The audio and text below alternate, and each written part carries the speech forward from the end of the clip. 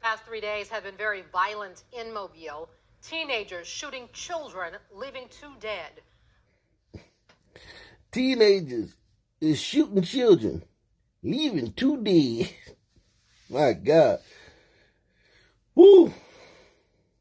Mobile. Everywhere.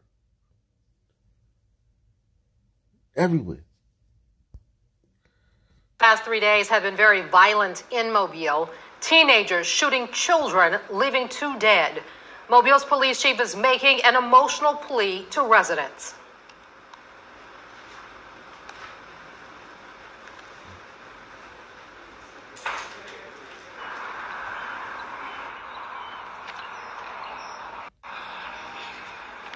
That's right, Kim, and that plea is to stop the shooting. We spoke with one neighbor who said she dropped to the ground last night with her grandkids when she heard the shots ring out. She says she was terrified that bullets would come flying through her window.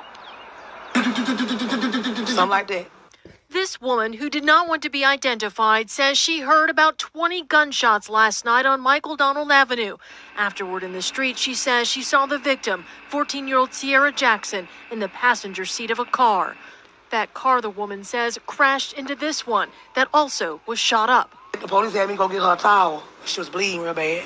Today, police arrested a 16-year-old and 18-year-old Lamonier Forrest and charged them each with capital murder. Look at this little son, man. How many people he killed or maimed in the last couple years since he started toting guns? Probably as much as many of your mass shooters, man. A lot of these young, I'm telling you, man. A lot of these, because so many murders and shootings go unsolved in places like Mobile and any other principality in the stand. These young boys, man, it's never their first rodeo. When I look at this kid, I see a trail of terror. Today, police arrested a 16-year-old and 18-year-old Lamonier Forrest and charged them each with capital murder. I ain't do it. It was an accident. Then what happened? It was an accident. What happened? I ain't do it. It was an accident.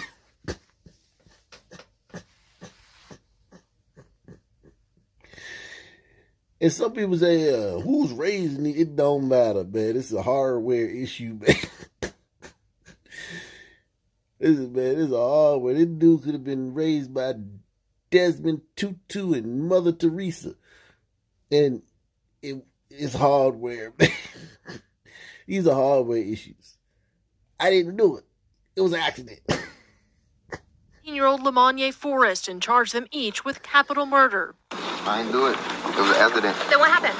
It was an accident. What happened? There were a lot of shots fired for an accident. Just know it was an accident. An outraged Mobile Police Sergeant John Young says he's sick of the violence and was blunt today about the source of it. There's a subculture of gun violence in the city of Mobile with young black men. It's high damn time we did something about it. Wow. Wow, they are not going to let the sisters going to run him out of town. Them sisters down there already sharpening their knives. They're already plotting against him. They going to get... The sister brigade is...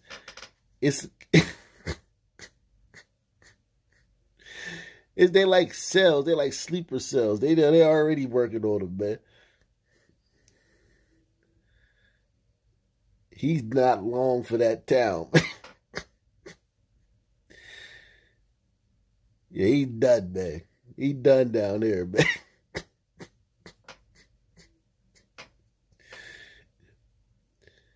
Them sisters believe prayer gonna fix this, man.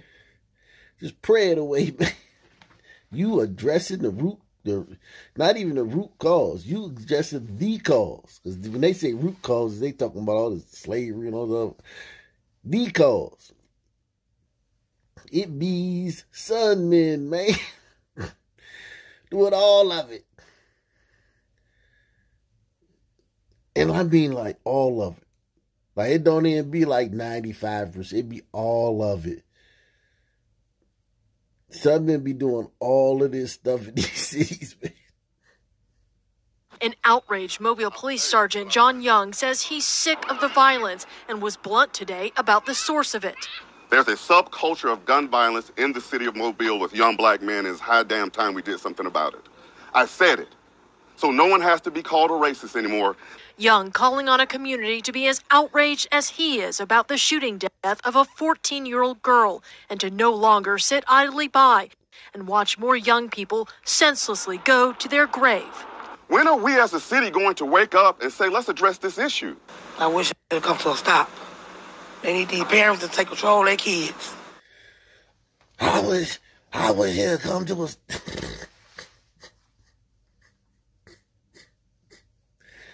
I wish this would come to a stop, man. You wish it would come to a stop. Well, you wish it would come to a stop. She done distanced herself. And that's how they treat the Southern man. She done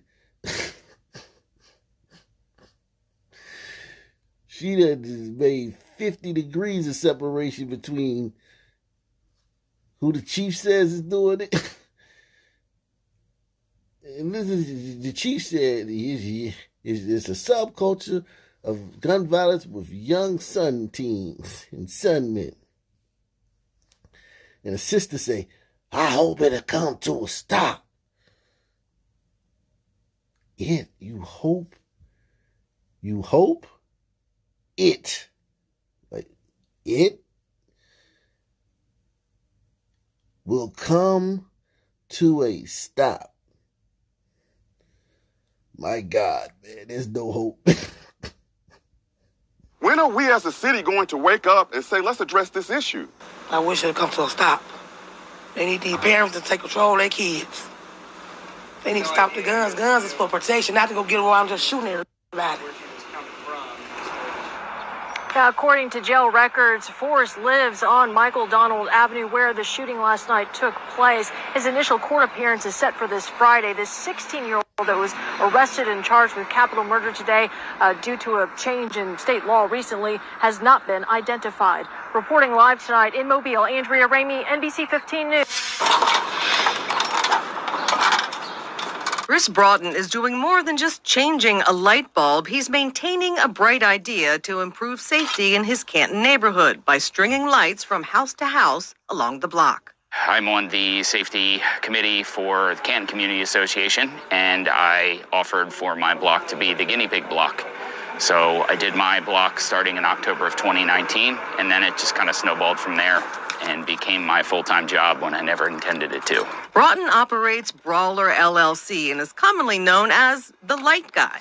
His work now shines in neighborhoods throughout the city. My last count in Canton was 52 blocks, and I probably have close to 200 blocks between all of the neighborhoods and districts that I've installed in. Man, salute to Chris Broughton, man.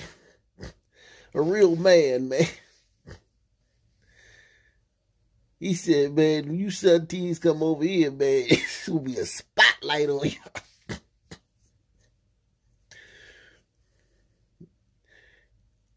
We all shadows, man. Just you son teens, them son teens where I walk down this block. Man, come on, y'all, man. Man, let's go, man. It's all lit up over there, man. It's hot over there, man. Son teens like dark and silence and no snitch policies, no snitch code, and defunded police departments. Them son teens, they like it dark and shady and dimly lit. This dude, man, he illuminating, like, the whole block, man. Son teens definitely gonna see that, man. Come on, y'all, man. I ain't walking over there, man. It's all lit up over there, man. And I probably have close to 200 blocks between all of the neighborhoods and districts that I've installed in. It's not as expensive as you might think. A block of 24 homes, for example, ends up costing about $85 per house, and some areas qualify for grants. The bulbs are plastic LED lights and are highly efficient. The added cost to an electric bill? Less than 2 cents a night for a house's share.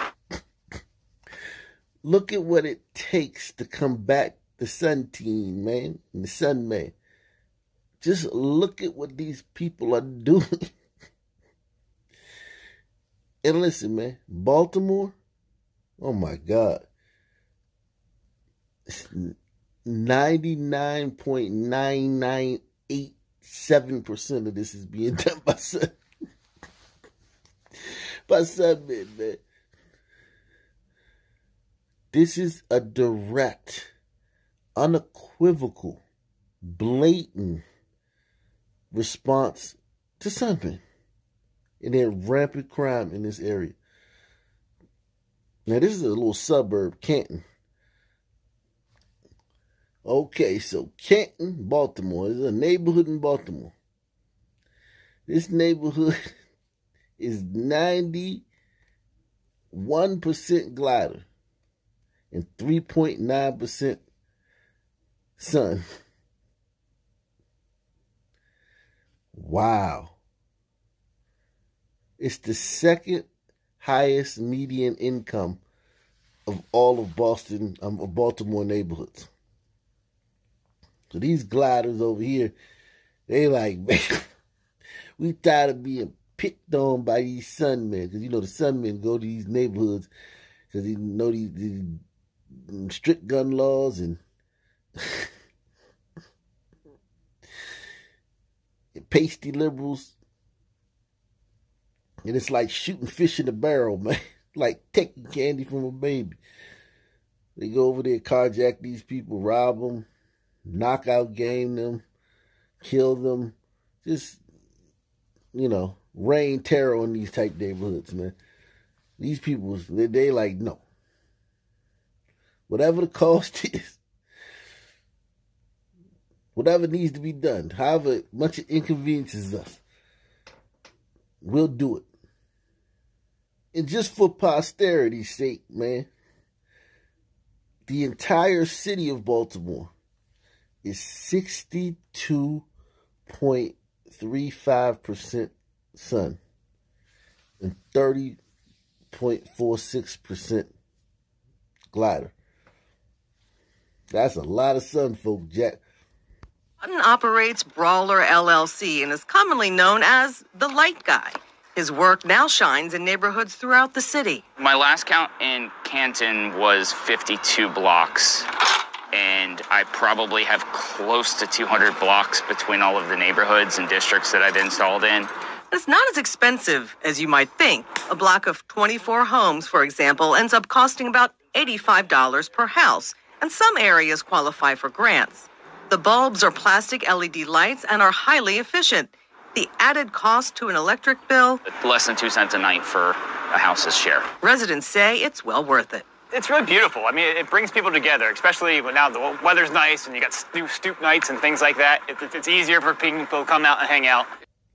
Peep the slickness of these pasty liberals. It brings people together. No, actually what they want to do is keep people apart.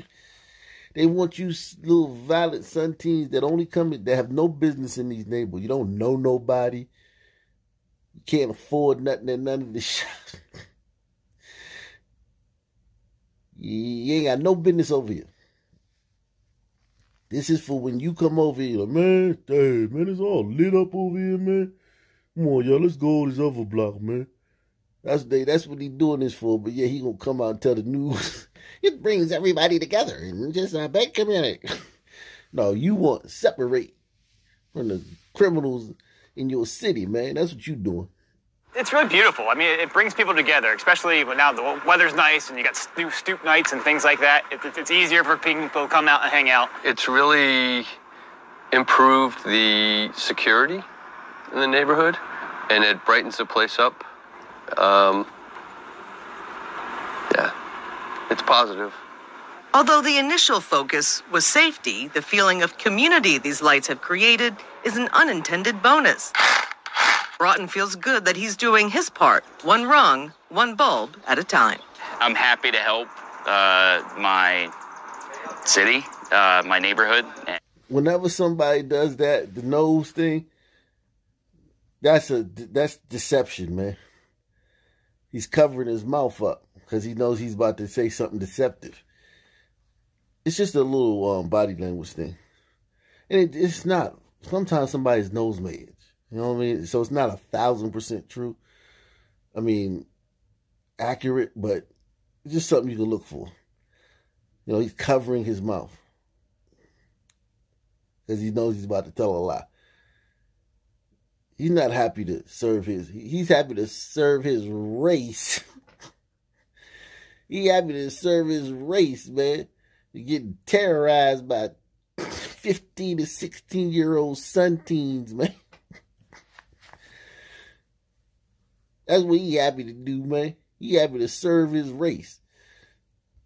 I'm happy to help my city, my neighborhood, and my district. I guess I get a sense of pride out of that, making the city better, more attractive and appealing. Mindy Becerra, WBAL TV 11 News.